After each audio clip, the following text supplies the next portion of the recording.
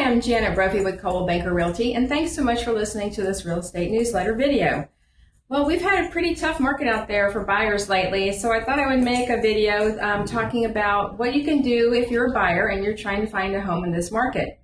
So, I know it's been pretty tough. There's not much inventory out there. If you look at the reports that I attached to this email, you'll see in this last column, the month's inventory is about 1.5, which is unheard of, very historic low. Even during the boom, we never saw the month's worth of inventory that low. And what that means is if not one agent took another listing and didn't put any more homes on the market at all, it would take 1.5 months to sell all of the homes that we have listed for sale.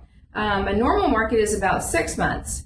And if you went back to the bottom of the recession, which was in 2011, you would have 28 months worth of unsold inventory. So that was the other extreme that no one had ever seen before either. So I've never seen the inventory this low in the 15 years or so that I've been in real estate here in Tampa. It's it's a little crazy. So if you're a buyer, well, first off, what's causing this? So it's a combination, I think, of the virus. A lot of sellers have canceled their listings. I've had myself set up on a search, and the number of canceled listings every day that are sent through on the email from the MLS is just unbelievable. Like a dozen or 2 dozen a day. So I guess the sellers are just, as more cases, the virus is spreading, the sellers just don't want people walking through their homes. Some of them are, more worried about it than others, and they just don't want strangers bringing germs into their houses, which is totally understandable. So I think that's a lot of it. And plus, buyers are still out there looking for homes because the interest rate's so unbelievably low. I think it's like 2.5 or 2.75% right now, which is, that's fantastic for buyers too. So that's kind of driving the inventory issue. So what should you do if you're a buyer and you need to buy a house? You're moving here from out of state, or you're working from home all of a sudden, and you each need an office, and you have children to homeschool, which is, I feel sorry for you if you're having to do all that. I'm sure it's not fun. So a lot of buyers are looking for more space. They want to be away from the city where it's so crowded and congested. Actually, that's just a little trend going on right now. Is the buyers are trying to get away from the cities and move out into the suburbs again, which is kind of interesting. So I have 2 or 3 ideas that I've been using all of this year, and they've been working pretty well. So the easiest thing to do is just to go buy new construction. The builders are doing all kinds of incentives right now. One of them is offering up to $13,000 towards your closing costs.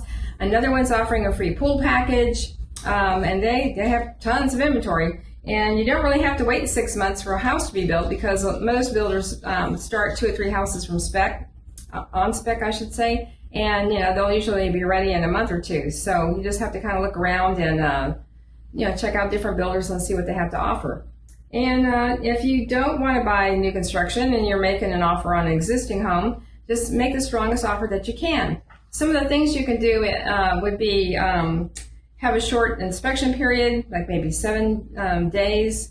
Try to go conventional instead of VA or FHA. Some people tend to not like VA and FHA loans. I don't know why, but they don't. Make a larger deposit. One of my buyers put down a $10,000 deposit, and that helped her to get the contract, to get the house. And you got to be pre-approved. You absolutely have to be pre-approved before you even think about writing an offer these days, because I don't think anyone's going to take your offer seriously if you haven't spoken to a lender yet. And the last thing, which I've tried this a few times, it's worked, is to have sit down and write a letter to the seller. Talk about your family or yourselves, whoever's buying. Tell the seller a little bit about yourselves. Just show that you're in earnest, that you really like the house and you're motivated to buy it, and just talk a little bit about how much you like it, and look forward to working with them. And that's actually pushed some of my buyers over the edge and helped them get the house that they wanted this year, at least 2 or 3 times. So those are just some tips. If you want to discuss it further, feel free to give me a call or email me. And if you're a seller thinking about upsizing or downsizing, I'd be happy to tell you what the value of your home is. So feel free to give me a call. I'm Janet Brophy, Coldwell Banker, 813-956-3563, and thanks so much for listening.